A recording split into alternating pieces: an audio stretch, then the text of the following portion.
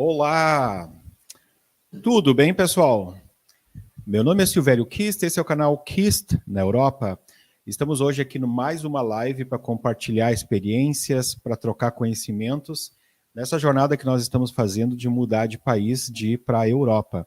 O assunto de hoje ele é um assunto muito importante para a maioria das pessoas que querem morar fora, querem morar em Portugal, que fala em relação à questão de compra de imóveis, de como financiar o imóvel. Se fala tanto dos custos de morar em Portugal, o preço do arrendamento, então hoje a gente vai tirar algumas dúvidas em relação a como a gente pode financiar um imóvel em Portugal. Nós temos um convidado muito especial hoje, o nome dele é Rafael Fonseca. O trabalho dele é feito junto às instituições bancárias na busca desse financiamento. Ele é a pessoa que faz a intermediação entre quem está procurando financiamento e os bancos que querem proporcionar esse financiamento. Olá, boa noite, tudo bem, Rafael? Olá, Kist, boa noite, tudo bom? Tudo tranquilo. Eu queria que tu te apresentasse um pouquinho para o pessoal, e essa live vai ficar depois também disponível para as pessoas que não vão conseguir assistir ao vivo. Assim, uma pequena introdução de quem tu és, onde é que tu mora e qual o trabalho que tu faz.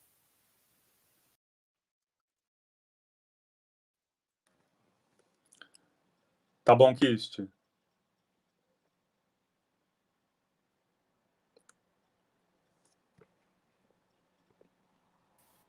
Oi, Rafael, pode falar.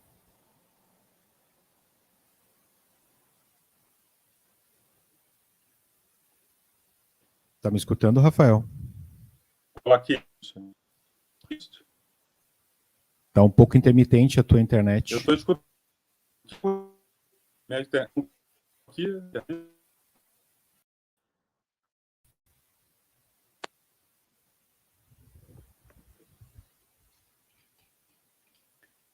Tenta falar de novo, Rafael.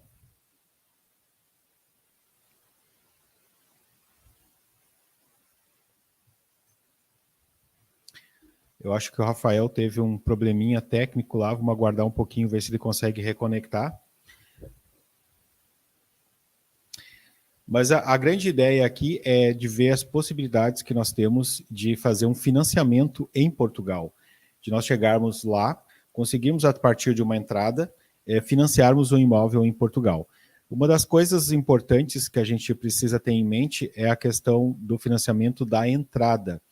Muito se fala da questão dos juros que não são tão altos assim em Portugal, que normalmente quando se faz alguns tipos de simulação em relação ao valor da parcela, ela fica muito abaixo, ela fica bem menos do que o valor do arrendamento.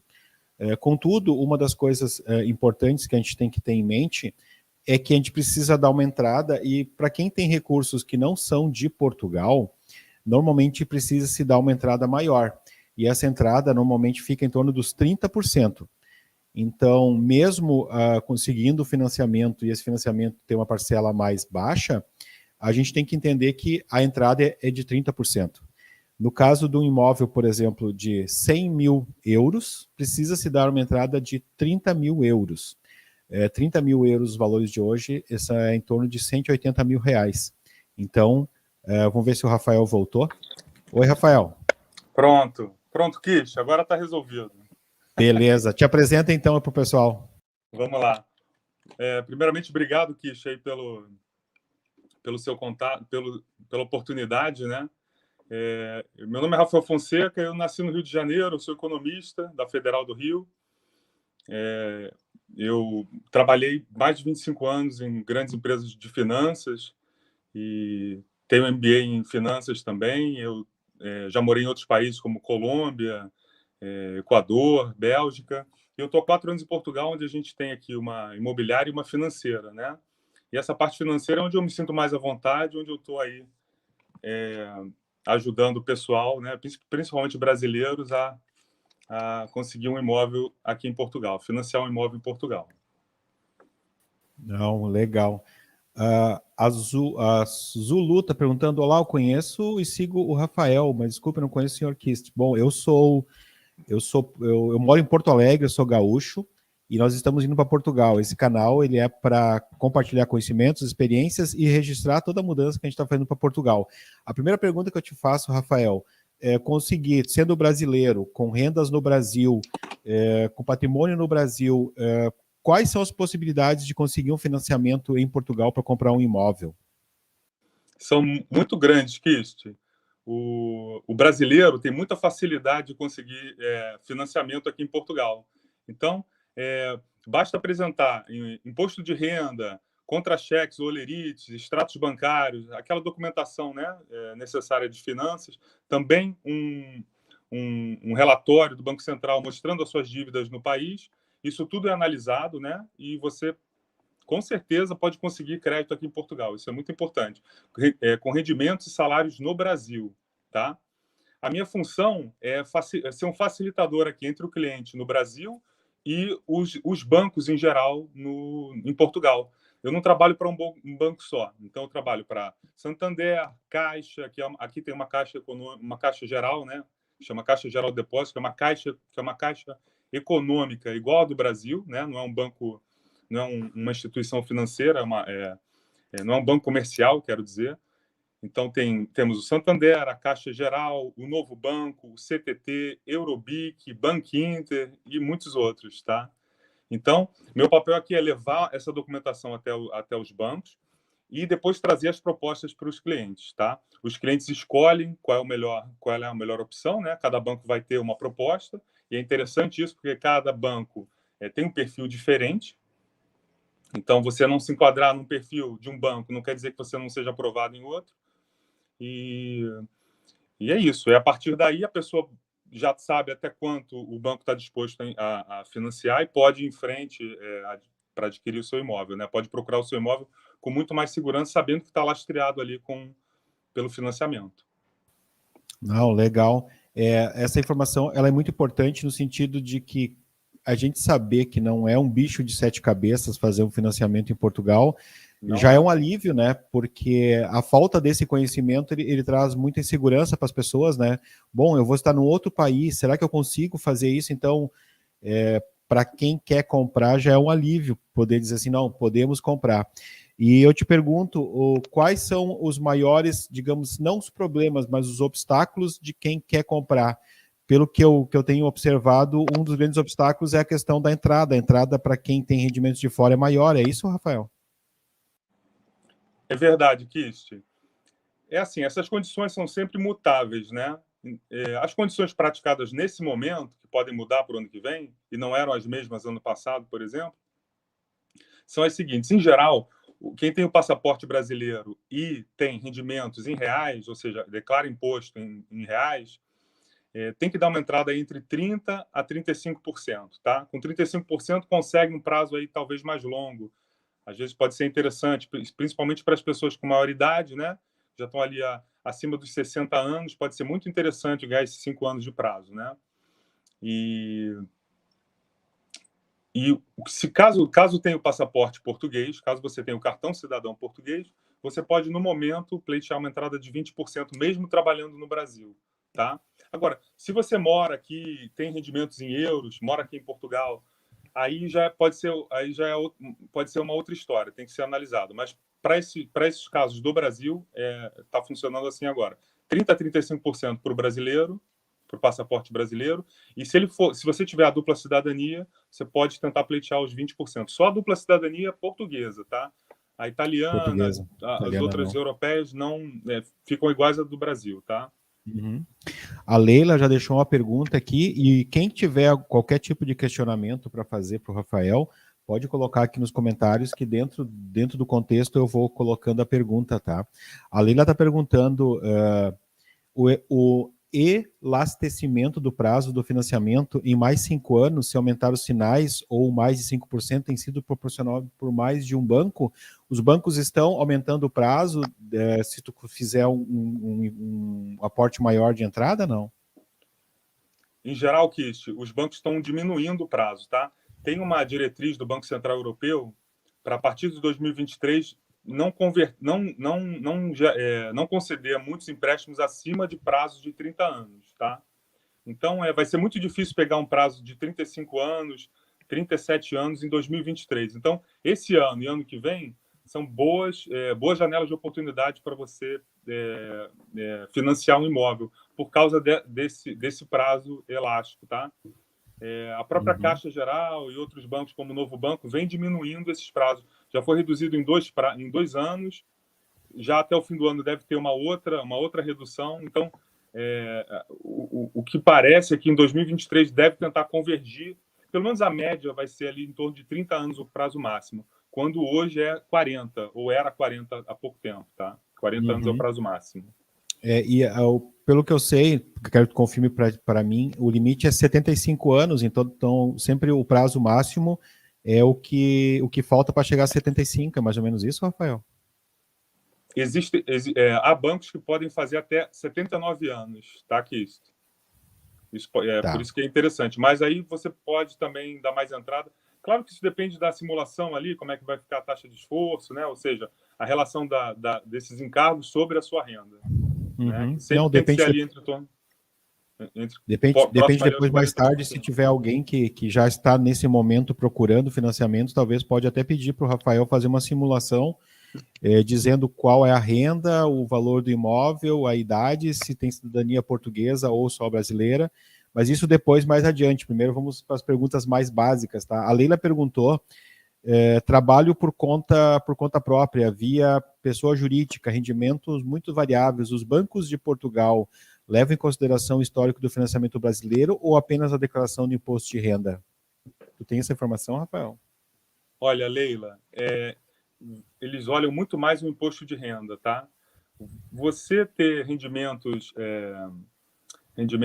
de distribuição de lucros é perfeitamente normal. Agora, se eles oscilam muito, realmente o banco aqui é muito mais tradicional, ele segue muito mais o modelo francês do que o modelo americano ou o modelo inglês, que você pode distribuir lucros no fim do ano, etc.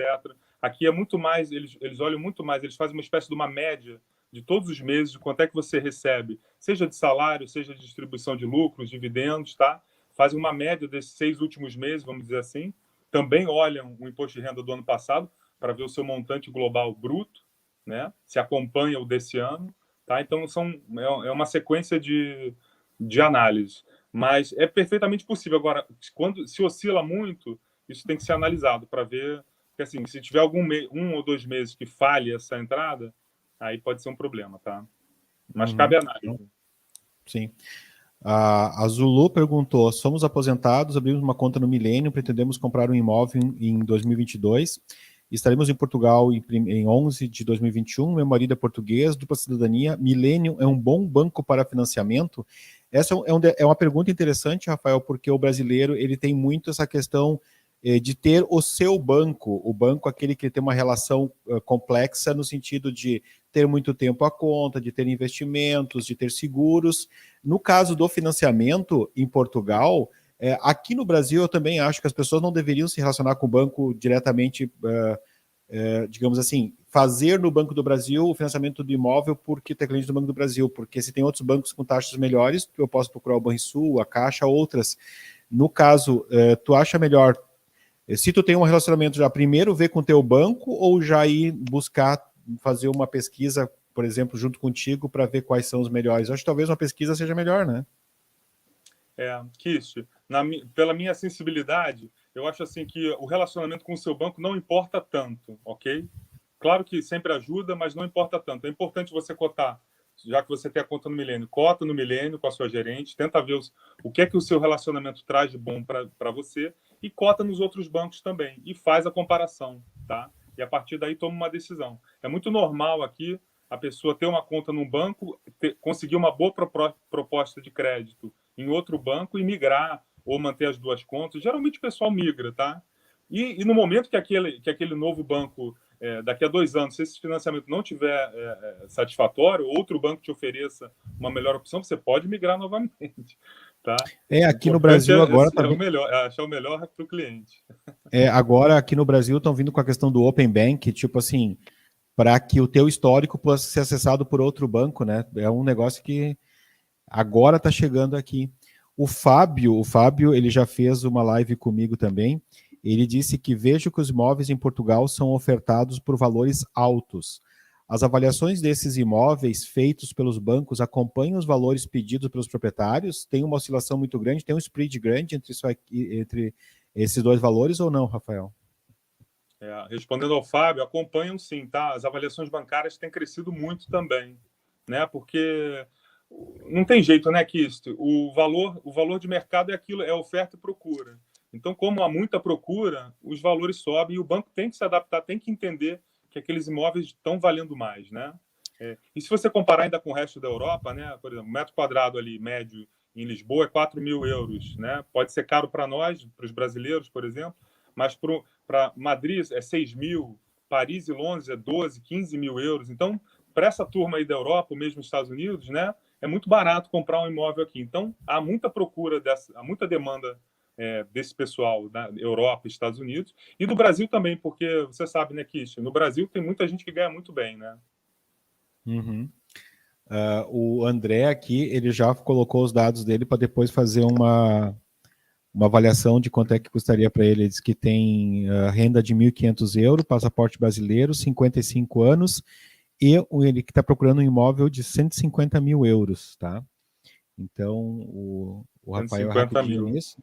Ele tem quantos anos? 55, né? 55, né? Então, 55, vamos fazer aqui. Ele vai ter um prazo aqui de 19 anos, tá?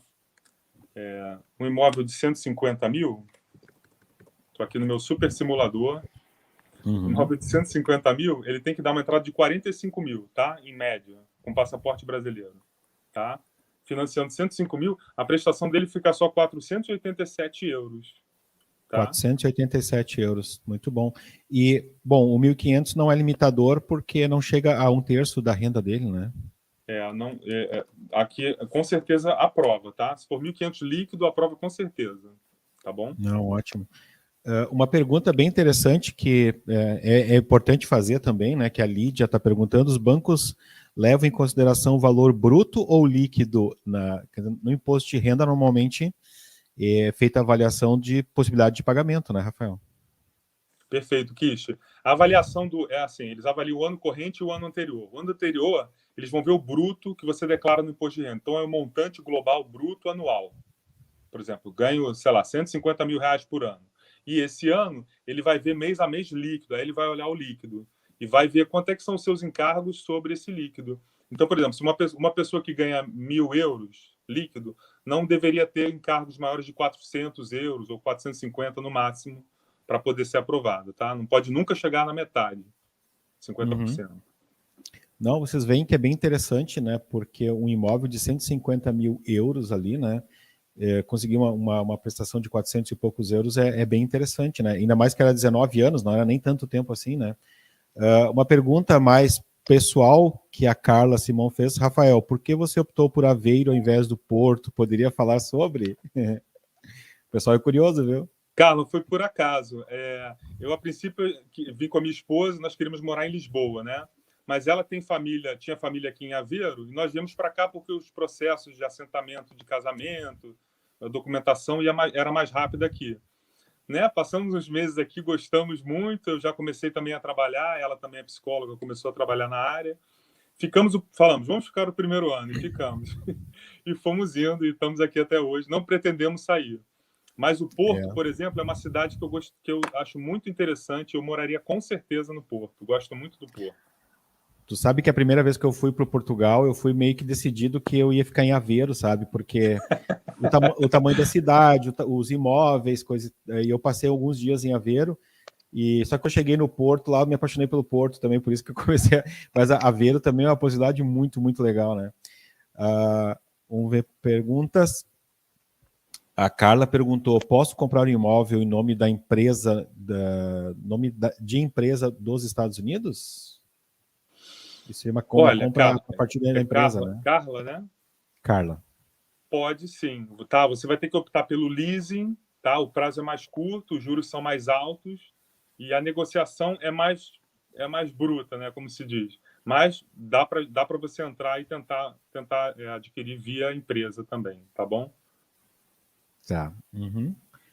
Outra pergunta aqui, Eu acho que foi o Antônio que a gente fez antes. Quanto a parcela de renda de 1.500, imóvel 150, idade 55. Foi aquele que tu fizeste, né? Dá 400 e poucos euros, né? 487 mais seguros. Isso é uma coisa importante, Kish. Quando você É. contrata um crédito habitação aqui em Portugal, você é obrigado a fazer um seguro de vida e um seguro de imóvel. O seguro de imóvel é muito bom, custa uns 10, 12 euros por mês, não é muito impactante. Mas o seguro de vida dos bancos é muito caro. Pode chegar para uma pessoa mais velha ou para um casal em torno de 100 euros ou até mais. Então, uma coisa interessante que nós fazemos aqui, nós também temos a intermediação dos seguros, eu consigo tirar esse seguro do banco e cotar no mercado para o cliente. Então, geralmente, baixa pela metade o preço, e sem agravar a taxa, o que é o mais importante. Então, ele mantém essa taxa baixa, né, que hoje a gente está conseguindo aí, a tal da TAM, a 0,6 mais ou menos, entre 0,5 e 0,7, 0,6, e com o seguro cotado no mercado, que fica a metade do preço. Imagina, no seguro de 120 fica 60. São 60 euros por mês que você economiza. Isso no ano, né? Mais de Sim. 700 euros, É 720. uma diferença grande, né? Até te O faço seguro é muito importante. uma pergunta, a questão do seguro que eles pedem para fazer é justamente para ter a garantia do pagamento da dívida, né? É isso, né? Exato. Em caso de falta Isso. do titular, né?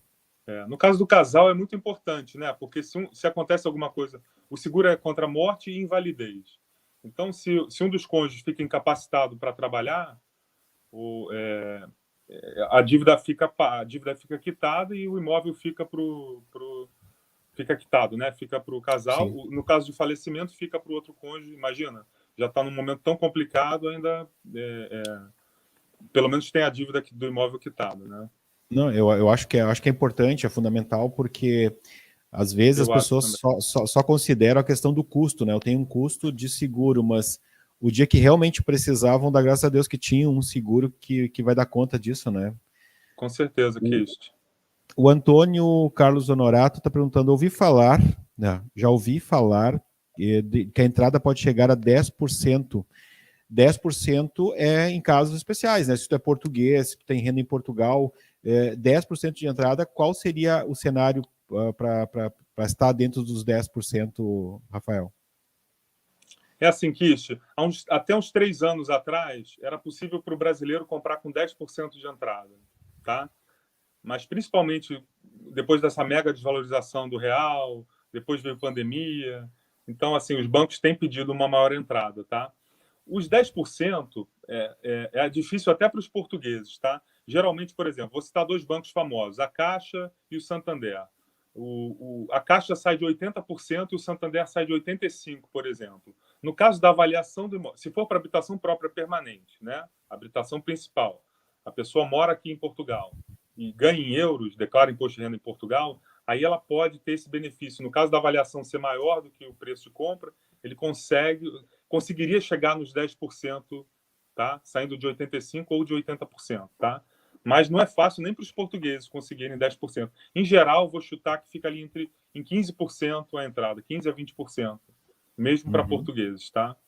E as Não, tá condições têm ótimo. arrochado, tá? Tem ficado mais arrochado. Piores. Uhum. Tem várias perguntas aqui, mas eu vou ter que botar uma pergunta minha no meio, né? Porque depois a gente perde a oportunidade. Uma pergunta, Rafael, é em relação à questão dos financiamentos. A gente sabe que no Brasil tem umas questões específicas, por exemplo, se tu financia um imóvel, depois tu vai financiar outro imóvel, tem aquelas questões, taxas melhores quando é para tu residir, e depois tu vai comprar mais um, para de repente para investimento, tem coisas diferentes. No meu caso, por exemplo, se eu quiser comprar um imóvel para residir e quiser comprar e financiar outro imóvel para arrendar ou fazer outro tipo de negócio, como é que isso funciona, Rafael, aí em Portugal? Dois financiamentos, no caso. Exato. Então, tem vários pontos aí para falar. Por exemplo, primeiro os encargos desses dois financiamentos tem que dar na sua taxa de esforço, ou seja, a sua renda líquida. Sim. Vamos supor que um é 200, outro é 200. Então, são 400. Sobre 1.000, então 40%. Então, encargos de 400 euros sobre a minha renda líquida de 1.000 euros, ok, eu consigo financiar dois. O que mais? Em termos de juros, não vai mudar nada. É igual se você é para uma habitação própria ou para uma habitação secundária para alugar, tá? O que vai mudar aí é um pouquinho o imposto que você paga na hora da escritura. Você paga 924 euros a mais de imposto, mas não é assim tão relevante. A taxa de juros vai ser igual. E se acontecer aquele caso de você ter uma habitação própria permanente, morando em Portugal, e você conseguiu ali, por exemplo, deixa eu citar um banco, o Santander. O Santander vai fazer 85% para essa primeira habitação e 80% para a secundária, tá? Mais ou menos isso, mas varia de banco para banco. Não dá nem para falar todos os exemplos aqui. Mas a entrada vai aumentar um pouquinho para a sua habitação secundária, tá? Uhum. Não, tá ótimo, não, que é a situação que talvez eu queira fazer, de repente comprar um imóvel para morar e depois de repente outro, talvez para fazer investimento, né? O André perguntou o valor do seguro e o valor. Qual o valor? O seguro, tu já falou que o valor depende, é um seguro de vida, né? Que depende muito da idade da pessoa, né? Qual outra característica que vai influenciar nesse valor, Rafael? O seguro é função da idade e do valor assegurado, que geralmente é o valor total do financiamento. Então, se eu tenho um imóvel de 150 e tenho 100 mil financiado, o seguro é sobre 100 mil e a minha idade. Tá? Esse valor que eu falei, André, é pagamento principal mais juros, tá? O seguro é por fora, é difícil de estimar, porque vai depender também do questionário clínico, né? Se a pessoa tem algum problema, aquilo vai agravar um pouco mais ou menos, tá? Mas, em geral, o que a gente sabe é que você fazer no banco fica o dobro do preço de você cotar no mercado, tá? Porque assim, né, que só dando um parênteses rapidinho nisso, como o juro está muito baixo, né, 0,6% ao ano, o banco não ganha muito nessa operação, no spread em si, né? Então ele vai buscar agregar no cross-selling ali, vai colocar um seguro de imóvel, um seguro de vida, vai te colocar um cartãozinho de débito, crédito, né, para ganhar alguma coisa, né? Sendo que o mais caro desses produtos é o seguro de vida, sem dúvida. E é esse que eu posso tirar um. Geralmente eu tiro o seguro de vida porque é o que realmente faz diferença, é o mais caro, tá? Isso é uma questão comercial normal aqui no Brasil também, né? Qualquer lugar que tu vai fazer, se tu, por exemplo, bancos que tu trouxer o teu contra-cheque para o banco, tu já consegue um valor melhor, aí tu faz seguro, é normal, comércio normal, né? Uma pergunta interessante aqui também da Lídia é em relação à questão da conversão. Isso mais parte dentro da análise que é feita no momento da análise do crédito, né? Eles usam o euro comercial, qual é o euro que eles usam? Na verdade, não vai fazer tanta diferença assim, pode ter uma variação entre o turismo e o comercial, mas eu acho que tu sabe qual é o usado? É o comercial mesmo, tá? Lídia, né? Comercial, Lídia, tá? Então você pode usar, hoje está em torno de 6,2, eu nem vi o câmbio hoje, mas estava em 6,20 mais ou menos. Vamos torcer para essa Selic aumentando, ontem aumentou, né? Vamos ver se abaixa um pouquinho. Abaixa um pouquinho esse câmbio. É verdade, tá difícil, né, cara? Tá difícil de baixar. O Fábio perguntou: existe em Portugal a possibilidade de comprarmos um imóvel na planta, pagando à construtora uma mensalidade e quitando o saldo devedor através de financiamento bancário mediante entrega das chaves, como é feito aqui no Brasil? Existe esse tipo de. Eu acho que deve existir também, né, Rafael? É assim, quando você compra o imóvel na planta, você não pode acionar ainda eu não entendi se ele vai fazer construção aqui, não, né? Ele vai comprar na Não, planta. eu acho que ele vai comprar na planta, normalmente aquela entrada que eles dão de reforço, de entrada mesmo, e depois da entrega das chaves, tem um saldo, né, que daí é feito o financiamento, né? Ah, perfeito. Isso com certeza dá para fazer. Então, vamos supor que o apartamento ou a casa vai ser entregue daqui a um ano, né? Então, você faz o contrato de promessa de compra e venda agora, paga 10% ou 20%, daqui a 4, 5 meses faz um reforço de sinal, mais um reforço de sinal depois de uns meses, e aí na escritura vamos supor que falta 60%. Aí você faltando um mês para entregar, você faz o financiamento, financia esse 60%, pode até buscar um pouquinho, se você conseguir 70%, você pode até buscar um pouquinho do que você já pagou. Tá? E aí você pega e financia 70%, e no mês seguinte da escritura começa a cair na sua conta ali em débito automático a prestação do imóvel. O que eu ia falar também era da construção. É possível você comprar um terreno e construir com financiamento bancário também aqui em Portugal, tá? É interessante. Já emendo uma pergunta que é interesse meu. Se eu compro um prédio, por exemplo, tem financiamento para... eles não chamam... como é que chamam? Remodelar. Chamam em Portugal em remodelar, né? Uma reabilitação, É a reabilitação, né? Porque uma coisa interessante é talvez tu comprar um prédio que tem uma estrutura boa e fazer esse processo. Tem financiamentos nesse sentido também, né, Rafael? Tem. O banco financia até 80%, 90% de uma reabilitação, tá? Geralmente é por reembolso. Então você dá você dá o capital próprios primeiro, começa a reabilitação. Chama um vistoriador do banco, ele vem e fala, olha, o projeto aqui do KISS já foi 20%, libera a tranche dele. Libera, aí você pega essa tranche, reinveste e vai assim até o final. Vai tá? liberando por etapas do projeto, exatamente. né? De acordo com Isso o é projeto. interessante. Não, porque isso é uma coisa bem interessante. A Tânia perguntou, já ouvi falar que nos bancos aceitam 10% de entrada para estrangeiros que têm renda de aposentadorias militar reformado, procede? Tânia? Tânia. Olha, Tânia, não consegue no momento. Se tiver o passaporte brasileiro, não. É claro que você ser militar reformado ou ser aposentado, você vai ter, né, como você tem essa estabilidade, você vai ter muita facilidade de conseguir a aprovação do crédito. Mas a entrada de 20%, como eu te disse, 20% só com passaporte português e 30% no passaporte brasileiro, tá? Uhum. A Rita está perguntando, como cidadã portuguesa, posso dar um imóvel no Brasil como garantia? Não pode, Eu Rita, acho que porque não, né? como o imóvel está fora do país, como é que o banco aqui vai buscar esse imóvel depois, entendeu? Ele não tem, como está fora do território nacional, ele não tem soberania para penhorar esse imóvel, para fazer qualquer ato nesse imóvel, está em outro país, entendeu? Então você não pode pegar dinheiro aqui para comprar um imóvel na França, nem vice-versa, por exemplo. Não pode pegar dinheiro num banco francês para comprar um imóvel em Portugal, tá? Também não pode pegar crédito pessoal aqui, sendo de outro país, tá? Tem que sempre ter o lastro do imóvel no país de origem, tá? Onde você está pegando crédito. Não. Beleza. Apagou. Rafael, apagou agora. Peraí que eu já volto. Tá bom. Entrou uma chamada aqui. Tá. Não, tranquilo. Pronto, voltei. Acho que tá bom. A pergunta do André, o André tinha feito a pergunta da simulação antes também, que era bem parecido com o outro que tinha perguntado. Como funcionam os imóveis de retoma do banco na questão de financiamento? Vamos falar da parte ruim. Se der problema, como é que funciona a retoma e como é que fica a questão do financiamento? Tem duas questões aqui, né? Você tem os bancos, você tem os imóveis dos bancos, né, que chamam imóveis de banca. Esses você pode conseguir 100% de financiamento, tá? Mas geralmente o que é que acontece, Kish? Esses imóveis já tem ali os ratos de leilão que já pegam as coisas boas logo, estão ali sempre negociando aquilo. O que sobra ali no mercado geralmente é uma coisa que não é tão boa.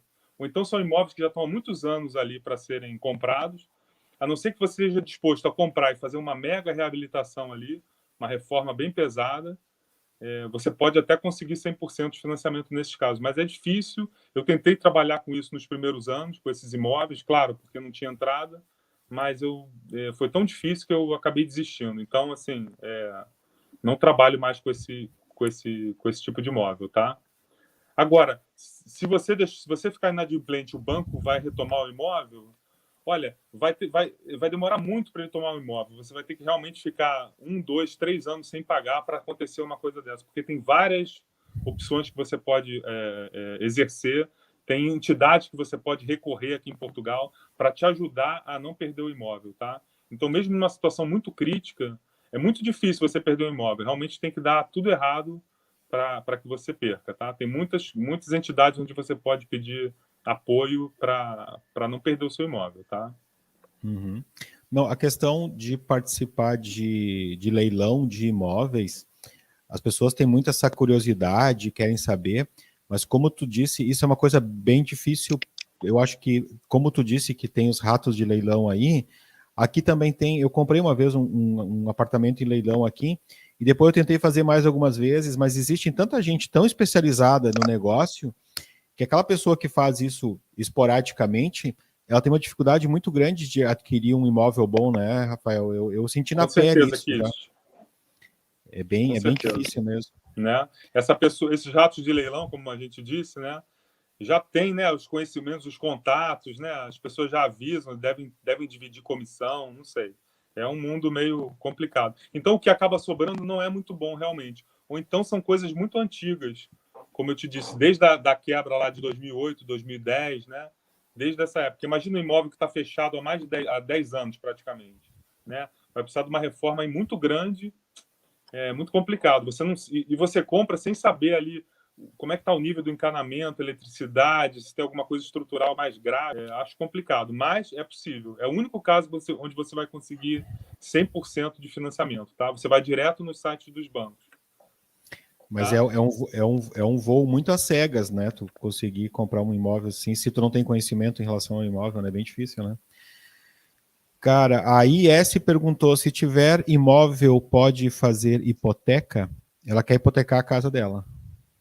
Pode. Se você tiver um imóvel em Portugal, você pode fazer uma hipoteca sim, tá? O ideal é que você já, se você estiver trabalhando, mais fácil ainda, mas pode fazer hipoteca. Por exemplo, eu tenho um imóvel quitado em Portugal. Ok, eu posso fazer uma hipoteca em cima desse e utilizar o dinheiro para comprar, ou para um crédito meu, para o que quer que seja, ou para comprar até um outro imóvel, tá? Sim, para investir no negócio, fazer qualquer outra coisa, né? Não, porque a Tem um, garantia é o imóvel, né? exato. Tem um produto bacana aqui que chama troca de casa. Então, por exemplo, eu tenho meu imóvel quitado ou com um crédito até 50%. E eu quero mudar de casa. Aí eu acho a minha casa dos sonhos, mas não vendi a minha ainda. Eu posso fazer essa hipoteca nesse imóvel aqui, comprar essa casa de sonho e esperar em 1, 2 anos até vender a minha bem. Né? Tem esse Sim, produto aí que é bem interessante. é interessante, né? Porque como o juro é baixo, talvez o custo de Exato. oportunidade de tu comprar o teu imóvel dos sonhos até tu conseguir vender o teu, vale a pena tu pagar esse custo de oportunidade, né? Exato, Cris. Perfeito. Uhum. A Carla falou, entendi, obrigada. Fiz uma pergunta, pois a que perguntou sobre a empresa, né? Ela, porque não tem como fazer inventário tipo LLC nos Estados Unidos, como seria isso em Portugal? Cara, eu não conheço essa parte de. Tu entendeu o que ela quis dizer, Rafael? Tem que analisar. Se ela quiser mandar depois o processo, a gente dá uma olhada. Né? A LLC é uma espécie de unipessoal aqui, ou limitada, de um Uhum. sócio só. Assim. Não Tá. vejo problema, acho que é possível fazer. Tem que ver o que é isso de proteção patrimonial. Mas é Tá. possível Uhum. fazer, tá? Tá. Depois eu vou, para o pessoal que está assistindo e quem assistir depois a live, eu vou deixar o contato do Rafael aqui na descrição do vídeo. Logo no começo, eu vou deixar o contato dele. Então, quem tiver dúvidas ou já quiser fazer algum tipo de simulação ou já verificar quais as possibilidades para poder fazer o financiamento e compra de imóveis em Portugal, já pode entrar em contato com ele depois, tá? A pergunta do André: qual o valor de documentos de imóveis de 150 mil? Qual o valor de documentos? Quanto custaria a parte de documentação e impostos, normalmente no valor de 150 mil, Rafael? Eu acho que daí a gente fala da questão do imposto de transferência, os impostos e a documentação de cartorial, essas coisas todas. É uma pergunta importante, né? Porque a realidade no Brasil é uma, de repente Portugal pode ser outra, né? É verdade. É difícil calcular quando você compra o imóvel, né? Quando você compra um imóvel de 150 mil euros, você vai pagar três coisas no dia da escritura. O IMT, que é o imposto de transmissão, super difícil de calcular porque ele é uma curva exponencial. Quanto mais caro o imóvel, maior esse imposto. O imposto de selo, o famoso imposto de selo, que é 0,8%, é fácil de calcular, é só 0,8% em cima do imóvel.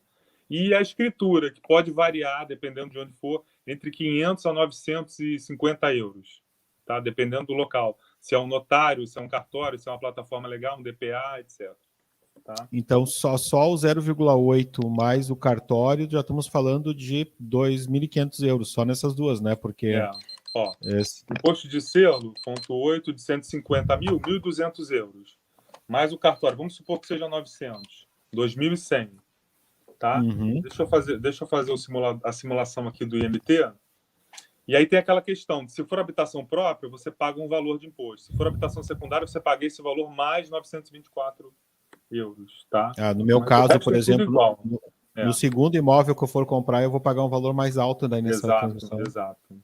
Uhum, entendi. Ó, no imóvel de 150 mil, na habitação primária, na primeira, você paga 1.859 euros. Tá? Se fosse uma habitação secundária, 2.783. Ok? Uhum. Não, tá ok. A pergunta da Leila é: tendo dupla cidadania, brasileira e portuguesa, mas com rendimentos no Brasil, tem como reduzir a entrada como se fosse português? Eu acho que não, né? Por causa da onde está o rendimento, né? Em todos os bancos, geralmente não tem, tá? Tem um banco no momento que está fazendo 20% para português, quem tem o cartão cidadão, mesmo tendo o rendimento no Brasil, tá? Todos os outros vão ser 30%, 35%. Tá? Eu acho que se a pessoa quiser fazer uma estratégia de conseguir dar uma entrada menor, ela tem que ter rendimentos em Portugal, né? Basicamente isso, né? Exato, Kish. Tem que ter rendimentos em Portugal, mas ainda vai esbarrar num problema da residência temporária, tá? Se a pessoa tiver residência permanente, aí ela é igual um português, tá? Mas se ela tiver residência temporária, alguns bancos... Por exemplo, vamos supor que eu fui para Portugal, estou trabalhando há 1 ano e meio numa empresa como efetivo. Ou seja, tudo ok, né? Uhum. Fiz meu primeiro imposto de renda, mas o banco, mesmo assim, vai ter alguma desconfiança, porque ele pensa assim... Eu não concordo, tá? Mas os bancos pensam assim... se ele perder o emprego, ele larga tudo e volta para o Brasil, por exemplo. Sabe? Uhum.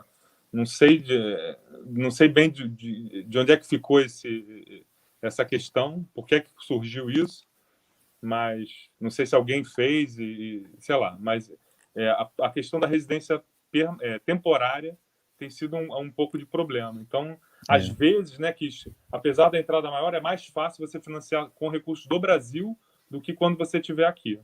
Tá? Entendi. Incrível. Uhum. É incrível, mas talvez eles precisam construir um histórico de rendas em Portugal para poder fazer isso, né? Porque do Brasil tu vem com um histórico longo, né? Por exemplo, eu sou um servidor público, eu tenho histórico de 12 anos recebendo sempre os valores parecidos. Agora tu está em Portugal 1 ano só recebendo aquilo, talvez eles olhem que tu não tem tantas garantias que tu vai continuar tendo aquilo, né? Infelizmente é a leitura do banco. O funcionário público, em geral, o servidor, tem muita facilidade de conseguir financiar aqui, obviamente, né? No Brasil também, aqui também, né? Eu sou servidor público e provavelmente eu vá para Portugal continuando com minhas rendas aqui como servidor público. Então, tipo assim, a facilidade talvez seja na avaliação só, né? Tipo assim, ele é servidor público, tem um histórico de 12 anos recebendo um valor X lá, a facilidade na avaliação, né? Acho que é só nisso, né? Facilidade de aprovação muito grande. Aprovação. Tá? Uhum. A Tânia perguntou: imóveis novos, empreendimentos, nova construção, também temos que pagar a avaliação? Como é que funciona? Lógico que deve ter algum tipo de avaliação que é feita pelo banco do imóvel para saber as condições dele, tanto para ter a garantia quanto para saber o valor que vai ser financiado. Qual é o custo? E o novo também precisa ter isso, Rafael? Precisa também, Kist. Então, se o imóvel está em construção, vai ser entregue daqui a 1 ano, você vai pagando para a construtora e só vai acionar o financiamento faltando 1 mês, mais ou menos. Aí você vai acionar, porque o banco só pode avaliar isso quando tiver já as licenças e o imóvel acabado, né? Para ele olhar todos os detalhes, para poder avaliar bem. Se você fizesse uma avaliação antes, a avaliação sairia mal, não seria bom. Então tem que esperar realmente o imóvel ficar pronto, tá? Então todos os imóveis, independente da idade, vão ter avaliação, tá? Do banco. O banco vai avaliar aquele bem que vai ficar em garantia, né? Para o banco. Até para saber se o valor que tu está pedindo realmente condiz com aquilo que realmente está sendo construído, né? Aquilo que tu vai ter de financiamento depois, né? Exato. A Sophie Zulu perguntou é uma pergunta interessante, Rafael. Em relação a imóveis em construção, como o colega perguntou antes, em Portugal existe uma insegurança, como existe aqui no Brasil? As construtoras são seguras? Aqui nós estamos falando mais em relação à tua experiência das construções novas, porque aqui no Brasil, eu não sei quanto tempo está em Portugal, mas aqui existe uma insegurança muito grande de comprar na planta e no final a construtora não entregar o empreendimento, né? Como é que é isso em Portugal? Existe essa insegurança? Deve acontecer, mas eu queria saber de ti qual é o teu feeling em relação a comprar esse empreendimento já na planta. Kish, o meu feeling é super positivo, tá? Assim, em geral, as construtoras vão muito bem, eu acho muito mais seguro que no Brasil, Mas, claro, sempre vai existir um risco, né? Por exemplo, quando veio a pandemia, todo mundo ficou muito preocupado, porque as obras pararam por um tempo, né? E se essa empresa não se aguentasse financeiramente, né? Como é que ia ser? E eu já investi naquilo. Então, você está sempre sujeito a coisas que podem vir do nada, como uma pandemia, por exemplo. Então, obviamente, o imóvel pronto vai ter um risco muito baixo, né? E o imóvel em construção vai ter sempre o risco, tanto da construtora como das adversidades econômicas, né? Mas, em geral, eu acho que é tranquilo, tá? Acho que não digamos, teria medo de comprar um imóvel na planta. Claro que eu estudaria ali a construtora para ver que outros projetos ela já fez, qual o capital, né, a total dela. Faria uma breve consulta assim antes de investir. não, legal, que o teu feeling é positivo, mas com Sim. aquelas questões que a pessoa tem que ter garantias antes, né? Que nem tu falou, ver como é que são os empreendimentos. Não pode uma construtora que surgiu ontem, do nada, e tu comprar teu imóvel lá, talvez ela tenha que primeiro estabilizar um pouquinho no mercado, né? Essas são questões básicas, né? O João Pontes perguntou, vale a pena comprar imóvel em Portugal como investimento para arrendamento? Qual seria a rentabilidade? Na tua experiência, tá valendo a pena fazer isso, Rafael? Eu acho que vale muito a pena, Kist, tá? Vale muito a pena, mesmo com os impostos ou o custo de administração de algum imóvel, porque assim o arrendamento está muito alto aqui. Então, sei lá, a rentabilidade pode variar entre 5% e 9%, talvez, bruta. Então, assim, é muito alto, dependendo do local, né? Pode ser Lisboa, mas em qualquer cidade, eu acho assim que qualquer cidade litorânea, tá? E, obviamente, as cidades do interior maiores, Viseu, Braga e Coimbra, talvez Beja também, acho muito tranquilo você ter uma rentabilidade muito alta, porque a procura é enorme, a procura de aluguel é enorme aqui, tá? Tem algumas cidades que não tem imóvel para alugar no momento, assim. Então, você, sei lá, em geral, né, como a gente estava vendo nas simulações, o aluguel fica mais que o dobro da prestação que você paga no Sim. financiamento. Eu acho que é um investimento interessante, né? Mas tem que estar sempre tomando cuidado de estar bem assessorado e também ter pessoas de confiança para poder administrar o próprio. Às vezes tem gente no Brasil que talvez possa fazer um investimento em Portugal, mas não vai poder estar em Portugal trabalhando como um senhorio, né? Fazendo as questões diretas. Então tem que ter esse cuidado um pouco, né, cara? Claro, claro. A Roseli pergunta: meu marido tem 70 anos e eu 57. Somos casados em separação de bens. É possível financiar 50% de imóvel somente no meu nome, já que a idade dele está muito próxima do limite? Fica difícil nesse caso. Ou você financia, né, só no nome da esposa e usa esse prazo maior dos 57 anos, ou soma as rendas e vai ter um prazo máximo de 9 anos. Vai ficar bem apertado. Mas o que é que eu aconselho nesse caso? Aumentar a entrada. Dá uma entrada de 50% ou 60% e financia o restante. Ainda é positivo. É melhor do que você colocar todo o seu dinheiro, né, ou transformar tudo de reais para euro, colocar 100% do seu dinheiro lá. Usa, alavanca um pouquinho com o banco. Mas no caso de pessoal aí com 70 anos, aconselho financiar aí metade do imóvel, ou 40% do imóvel. Eu vou dar um pitaco aqui, porque ela fala já em 50%, já é bom, né? Já tem metade da entrada. E talvez, se ela quiser mais prazo, de repente financiar só no nome dela. Dela tem que ter rendas para ela sozinha dar conta do financiamento, né, Rafael? Exato.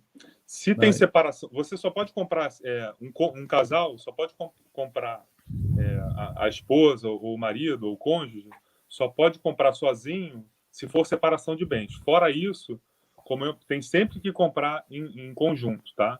E a dívida também em conjunto, tá? Agora, dois investidores podem comprar juntos, tá? Então, por exemplo, o Kist e eu queremos investir num imóvel lá em Lisboa. O Kist compra metade, eu compro metade, a dívida fica para nós dois, né? As nossas rendas são analisadas e nós investimos no imóvel em Portugal, por exemplo. É possível fazer isso.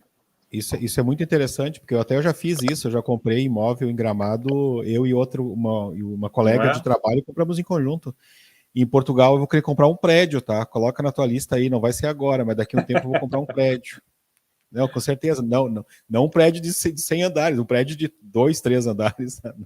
Olha, eu tô fazendo nesse momento um caso que é assim, é uma pessoa que é viúva, é um senhor viúvo, comprando com um amigo que é casado, ou seja, os três vão participar Não, é legal, cara, é legal porque eu sou servidor público, já faz 11 anos que eu trabalho no setor público onde eu estou, mas logo quando eu vim para Porto Alegre estudar, eu acabei tendo a oportunidade de trabalhar numa imobiliária e eu fui gerente de imobiliária durante 4 anos também.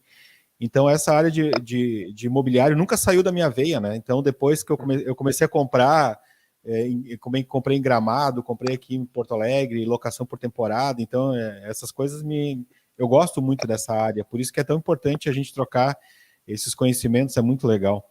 O Fábio perguntou, o contrato de financiamento imobiliário no banco tem força de escritura pública ou obrigatoriamente tem que fazer escritura pública? Acho que tem que fazer escritura pública, né?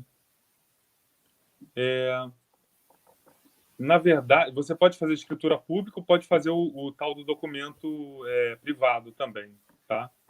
Na verdade, eu não consigo ler bem, mas você pode fazer das duas maneiras, tá? Ele perguntou assim, o contrato de financiamento imobiliário do banco tem força de escritura pública ou obrigatoriamente tem que fazer escritura pública? Não, você obrigatoriamente tem que fazer a escritura, tá? O contrato de financiamento não tem, tá? Tem que fazer a escritura. Você pode fazer numa escritura, escriturar ele publicamente, fazer num notário, ou pode fazer um documento, como eles chamam, documento particular autenticado, tá bom? Uhum. Aqui temos uma pergunta do Marcos, ele pediu para fazer uma simulação. Ele colocou aposentado no Brasil, 52 anos, um imóvel de 120 mil euros e entrada de 50 mil. Na verdade, vai financiar 60 mil euros, né? Não, 70 mil euros. Aqui, ó. Uhum. Ele vai ter um prazo aqui de 22 anos, um imóvel de 120 mil, é isso? Imóvel de 120 mil e vai de entrada de 50 mil. Quase 50%, vai dar uns 45% quase. Olha, ele dando uma entrada de 50 mil, fica uma prestação de 283 euros esse imóvel. Tá? Não, daí fica fácil. A entrada é o grande segredo do negócio, né? Então, quem está planejando ir para Portugal, para conseguir comprar um imóvel, a grande pegada, o saque é o seguinte, tem que conseguir juntar um dinheiro bom para dar entrada, né, Rafael? Acho que esse que é o grande filão do negócio. Acho que sim, Kish. Se conseguir 30%, 35%, vai ser muito fácil conseguir aprovação. Claro, né? Tem que ver os outros dados, mas geralmente esse é o calcanhar de Aquiles aí do pessoal, né? Não ter o dinheiro para dar entrada, né? Esse é um problema, né? A Roseli perguntou, na compra do imóvel abaixo de 90 mil euros, há diferença de custos, taxas, documentação de aquisição? Aproveita e coloco, tem diferenciação de taxa de juros entre a questão do valor do imóvel, Rafael, ou a taxa normalmente ela tem, quais são as variáveis que influenciam mais na taxa? Respondendo a Roseli, para imóveis abaixo de 92 mil euros, você é isento de IMT, que é o imposto de transmissão, que é aquele imposto mais caro. Você continua pagando o imposto de selo, 0,8, e a escritura. Mas o IMT é isento para imóveis abaixo de 92 mil. 92 mil uns quebradinhos, tá? Então, tem essa diferença, sim. Melhora um pouquinho os impostos para imóveis até 92 mil, tá? E a sua pergunta, Kish, era sobre a taxa de juros, é isso? Quais são as variáveis que mais influenciam na definição da taxa de juros? O imóvel, a idade, o tipo? O que influencia ser mais ou menos? A taxa de juros é muito baixa, independente do cliente, tá? Da sua capacidade. Geralmente, o que influencia mais a taxa é o cliente estar num país assim muito complicado. Vamos dizer assim, sei lá. O próprio Estados Unidos não tem, às vezes, a mesma taxa que o brasileiro. O brasileiro tem taxa melhor que o norte-americano. Mas se vem um pedido da Venezuela ou de, sei lá, de algum país aí mais complicado, teve um caso aí do Irã há pouco tempo. Então, assim, esses países aí são complicados. Pode até conseguir aprovação, mas a taxa com certeza vai ser maior. Tá? Sim. Mas, em geral, os brasileiros conseguem todos... Sendo aprovado, você consegue essa taxa de 0,6, 0,7 na variável, TAM, ou entre 1,4 e 1,6 na fixa. No momento está esses valores, tá? Pode melhorar mês que vem, pode piorar. Não dá para saber. Tá. Tem duas perguntas aqui que eu acho que elas se complementam, que fala sobre a questão dos bancos, tá? A primeira é a Carla perguntando, na sua opinião, qual o melhor banco para abrir conta para o fim de comprar um imóvel? Perguntando para ti qual é o melhor banco, né? A segunda, a Ana pergunta, boa noite, é possível nos informar em qual banco o cidadão português costuma ter percentual de 20% de entrada na avaliação dos rendimentos do Brasil? É assim, em suma, se tu fosse abrir uma conta, tivesse no Brasil, com a experiência que tu tem, qual banco tu sugeriria abrir uma conta? É difícil dizer, respondendo a Carla, né? É difícil dizer. Eu acho que vale a pena você fazer a cotação com os bancos e ver qual que te oferece a melhor condição, tá? No momento, tem essas condições, mas daqui a alguns meses pode mudar, tá? Então, assim, não tem uma resposta para isso, qual é o melhor banco, tá? O pessoal está abrindo bastante conta no Millennium, né, por causa da questão de poder abrir aqui no Brasil ainda. O Millennium é um dos bancos que tu acha que estão dentro daqueles que, às vezes, têm as melhores taxas? Sim. Tá. Não, ótimo. Você tem aqui os 5 grandes, né? Os 5 grandes é Caixa, Novo Banco, Santander, Millennium e o BPI. Esses são os 5 grandes aqui em Portugal. São os bancos mais sólidos e que eu aconselho fazer por aí. Claro que o crédito, né, não é tão importante. Esses bancos são importantes, por exemplo, quando você vai aplicar o seu dinheiro, é importante a solidez do banco. Mas quando você vai tomar empréstimo, não é tão importante isso, né? Porque o passivo, na verdade, está do lado do banco, né? A preocupação está mais do lado dele. Né? Sim. Mas os 5 grandes são esses daí. São 5 grandes bancos em Portugal, os maiores bancos em Portugal. Não, é extremamente verdade isso, porque o dinheiro que nós formos levar para lá, a gente tem que se preocupar com a solidez do banco, né? Agora, que não pegar, não... Então, assim, se eu fosse colocar meu dinheiro, eu colocava na Caixa, que é um banco do governo, no Santander, que é um banco gigante. Então, assim, agora, para pedir empréstimo, pode ser qualquer banco, não tem problema. Uhum. Não, porque a gente precisa, por exemplo, mandar o dinheiro para Portugal, quem tem o visto D7, né?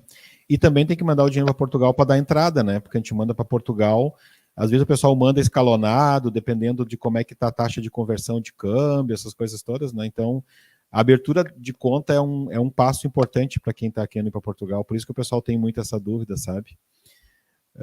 A Leila perguntou, para quem pretende fazer investimento em imóveis para arrendamento, só fiquem atentos que, diferente do Brasil, as finanças ficam em cima. Todos os contratos de arrendamento devem ser registrados. Isso é uma questão pessoal de cada um, né? Mas, assim, nós deveríamos seguir a lei e os contratos deveriam ser feitos com declaração de imposto de renda, com impostos, em qualquer lugar do mundo, né? Aqui no Brasil, às vezes, o pessoal resolve não fazer, né? Mas... Aqui é tudo muito certinho, né, Kish? Em geral, eu não vejo casos assim de pessoas que arrendam ou alugam, né, sem declarar nas finanças, tá? Vejo todo mundo declarando direitinho. Até porque quem arrenda o imóvel tem direito a buscar uma renda depois. Claro, vai depender aí de quanto ganha, mas pode buscar uma renda depois no imposto de renda, restituir, tá? Então vale muito a pena você pedir para o seu proprietário colocar o contrato no sistema das finanças, tá? Depois você busca um mês de aluguel. Sem dúvida. A Carla perguntou quanto as imobiliárias cobram de administração de imóvel para financiamento? Qual o tributo pago do imposto de renda na pessoa física e na jurídica? Olha, quanto a imobiliária cobra depende, né, das imobiliárias, tá? Pode cobrar uma renda e meia na entrada, pode cobrar uma renda depois 10% mensal. Uma renda e meia na entrada é o seguinte, sei lá, por 1 ou 2 anos, você paga ali uma renda e meia, um aluguel e meio, e ele te administra por 1, 2 anos. Ou ele pode cobrar alguma coisa percentual por mês, tá? Depende da imobiliária. E qual o tributo pago no imposto de renda da pessoa física e jurídica? Eu acho que tem a ver com a questão, no caso do arrendamento, qual é o imposto que paga quando tu arrenda um imóvel? Olha, isso varia pelo seguinte, o imposto pode variar entre 5% e 28%, tá? Então, quando você for olhar o imóvel, você tenta buscar imóveis, por exemplo, imóveis reabilitados com mais de 30 anos, ou seja, no momento, construídos até 1991, você consegue, em alguns casos, pagar só 5% de tributação. Tá? Isso é muito bom mesmo. E no caso dos novos, que você paga 28%, se você alugar por 2 anos, você baixa ele para 26%. Se alugar por mais, pode baixar mais. Você também pode... você pode... Como é que diz? Você pode melhorar essa taxa colocando ali os seus seguros, o condomínio também você pode deduzir, eu queria falar, deduzir do imposto, tá? Então tem como baixar esse percentual deduzindo esses pontos. Seguros, tem várias coisas, tem que olhar ali as especificidades, mas tem algumas coisas que você pode usar para... Outro ponto interessante que tem a questão do alojamento local aqui, né? Que são aqueles imóveis já preparados para arrendamento. Geralmente aí você tem um benefício bom. Se você quer explorar isso daí, geralmente são imóveis que você pode pagar um pouco mais caro, mas com esse selo do alojamento local você tem mais facilidade no imposto, tá? Sim, facilidade no imposto. Isso é interessante porque eu faz 6 anos que eu trabalhei com Gramado, com isso, aqui em Porto Alegre também, então eu tenho bastante know-how já em relação a isso. Até porque eu já consegui até um sócio aqui, ó. Opa, eu quero entrar nesse negócio do prédio também. O Fábio. Opa. Tá certo, Fábio, tamo junto. Até falar para o Fábio aqui que a notícia foi ótima há pouco que o Rafael deu. Se nós pegarmos um prédio mais antigo e remodelarmos ele, vamos pagar menos imposto depois na hora de alugar ele. Então vamos fazer esse dinheiro render mesmo. Não, isso vai acontecer mesmo. Essa questão do prédio é uma questão que eu já estou olhando faz bastante tempo, mas vai ter que passar um tempo em Portugal para eu entender melhor o mercado, conseguir entender melhor a questão dos serviços que vão precisar, né, de engenharia, de pessoal que trabalha com remodelação, os custos que vai ter. Então, mas isso é assunto para daqui a 2, 3 anos, tá? Antes vamos comprar um apartamento lá. A Rafaela falou: olá, uma dúvida, sou brasileira, mas moro nos Estados Unidos. Como funciona a análise de crédito para quem tem cidadania europeia, mas mora nos Estados Unidos? No caso, a renda comprobatória seria do nosso trabalho nos Estados Unidos. Tu falou um pouco já dos Estados Unidos, que às vezes é até um pouquinho mais complicada do que no Brasil, mas tu podia responder de novo para a Rafaela? Com certeza, Rafaela. Eles vão analisar o seu tax return do ano passado, os seus pay stubs, ou seja, os contra-cheques, olerites, extratos bancários, mais ou menos a mesma coisa. E o seu credit score, o seu credit report, né? Você tem que passar lá o seu credit report para mostrar ali o que você tem de financiamento nos Estados Unidos, tá? Mas é tranquilo de conseguir, tá bom? Uhum. Igual o Brasil, mesmas coisas. O Marcos está pedindo uma opinião aqui, na verdade. Boa noite. Chegando em Portugal com aproximadamente 50 mil euros, vocês acham que já devo comprar um imóvel logo no início ou esperar criar um histórico bancário no ano? Isso depende muito da renda dele, de onde é que vem a renda, né, Rafael? Exato. Se chegar com 50 mil euros sem renda, não vai conseguir. Se você tiver uma renda no Brasil, por exemplo, tem gente que está vindo para cá e a empresa no Brasil se toca sozinha, né? A pessoa não precisa estar lá. Então aí é tranquilo, né? Mas se você vier sem renda, não vai conseguir. Ou então vai ter que ficar aqui um ano e meio pelo menos para fazer o seu primeiro imposto de renda, né? E já criar um histórico ali de trabalho, tá bom? É que para o banco interessa mais a renda que tu tem do que o valor que tu vai dar de entrada, né? Muito importante a renda. A Tânia perguntou qual é a melhor taxa, fixa ou variada? Isso depende, né? Mas da tua opinião, nesse momento, qual seria a melhor opção para uma ou para outra?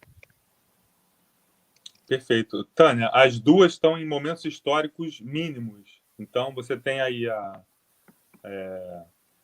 taxa variável extremamente baixa, né? A TAN quase próxima a zero, e a fixa aí entre mais ou menos em 1,5%. Assim, eu trabalho há 25 anos nesse mercado, nunca vi assim, taxas tão baixas. Então, assim, é um momento para contratar ambas, mas eu diria ainda que a taxa fixa está no melhor momento. Porque, assim, no momento em que a taxa variável começar a subir, a taxa fixa vai disparar.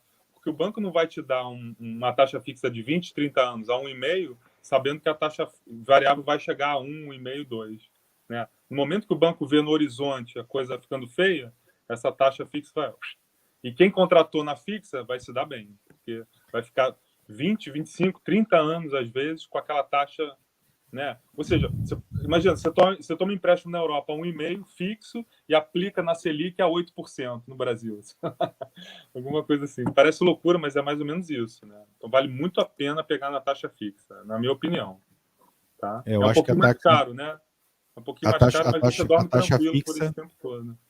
A taxa fixa vai te trazer uma segurança, né? Porque baixar mais do que já está é uma possibilidade difícil, né? E subir talvez possa subir, porque o prazo é muito longo, né?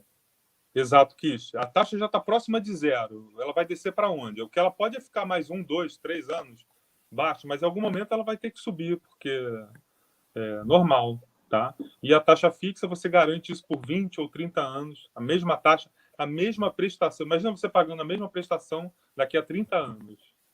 Sim, ela é price, né? Ela é fixa, né? Sempre a mesma, né? Sempre a mesma. Tá. A Ana perguntou de novo, eu acho que de repente a gente não respondeu.